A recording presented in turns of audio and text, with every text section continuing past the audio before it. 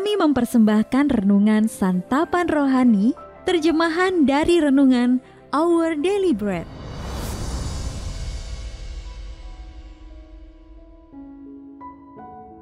Untuk menerima notifikasi video baru kami, silakan tekan tombol subscribe dan tanda lonceng di bawah ini. Sahabat ODB, pembacaan Alkitab hari ini terambil dari 2 Timotius pasal yang pertama, ayat yang ke-6 sampai dengan ayat yang ke-12. 2 Timotius pasal yang pertama, ayat yang ke-6 sampai dengan ayat yang ke-12. Karena itulah kuperingatkan engkau untuk mengobarkan karunia Allah yang ada padamu oleh penumpangan tanganku atasmu. Sebab Allah memberikan kepada kita bukan roh ketakutan, melainkan roh yang membangkitkan kekuatan, kasih, dan ketertiban.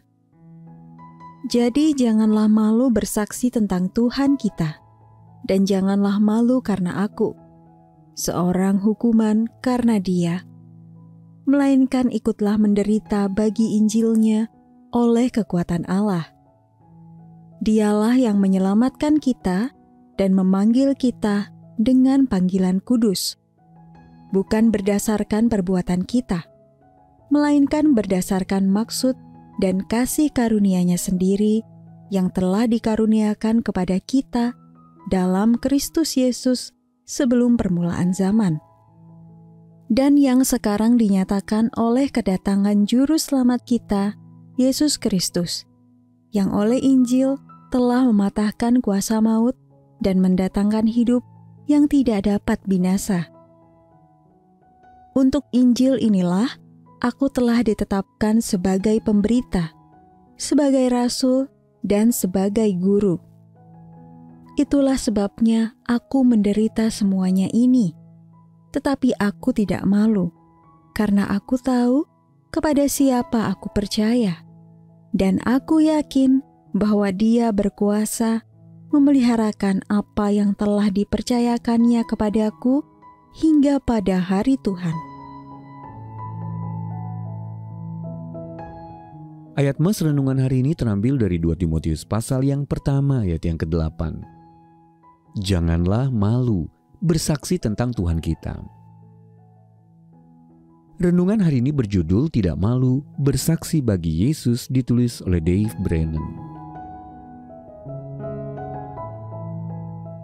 Sahabat ODB, sebelum mati martir karena imannya yang teguh di dalam Tuhan Yesus, seorang pendeta tanpa nama asal Afrika menulis sepenggal doa yang diberi judul Doa Seorang Martir. Pesan mendalam dari masa silam itu kini dikenal sebagai persekutuan mereka yang tidak malu. Kata-kata pendeta tersebut memberikan tantangan bagi semua orang yang percaya kepada Tuhan Yesus. Tantangan itulah yang juga bergema dalam perkataan Rasul Paulus kepada sahabatnya Timotius. Janganlah malu bersaksi tentang Tuhan kita. 2 Timotius pasal yang pertama ayat yang ke-8. Karena Roh Kudus memberi kita roh yang membangkitkan kekuatan, kasih, dan ketertiban. Ayat yang ke-7. Inilah sebagian dari doa yang ditulis pendeta Afrika yang setia itu. Aku adalah bagian dari persekutuan mereka yang tidak malu. Aku telah mengambil keputusan, aku adalah murid Yesus, dan aku tidak akan mundur, menyerah, melambat, menghindar, atau berdiam diri. Masa laluku telah ditebus, masa kiniku jelas, dan masa depanku terjamin. Aku hidup menurut iman, bersandar pada hadirat-Nya, berjalan dengan kesabaran, ditopang oleh doa, dan bekerja dengan kuasa Roh Kudus. Sahabat ODB, baik Timotius maupun pendeta tersebut menghadapi berbagai kesulitan yang mungkin tidak akan pernah kita alami. Namun perkataan mereka menantang kita untuk tetap teguh pada saat iman kita diuji.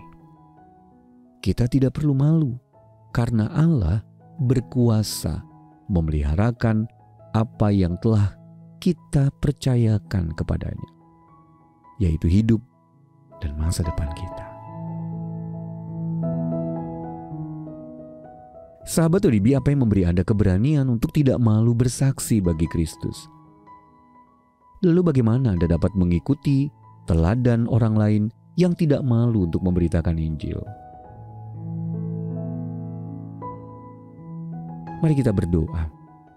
Ya Allah, Engkau berjanji bahwa Roh Kudus akan memberi kami kuasa, karena itu mampukanlah aku untuk berani berdiri demi nama-Mu dan tidak malu untuk bersaksi dalam keadaan apapun. Dalam nama Tuhan Yesus kami berdoa. Amin. Mari mendukung pelayanan ini agar kami dapat menjangkau banyak jiwa dengan firman Tuhan yang sanggup mengubahkan hidup. Silakan scan kris yang tertera di layar untuk memberikan persembahan kasih. Tuhan Yesus memberkati.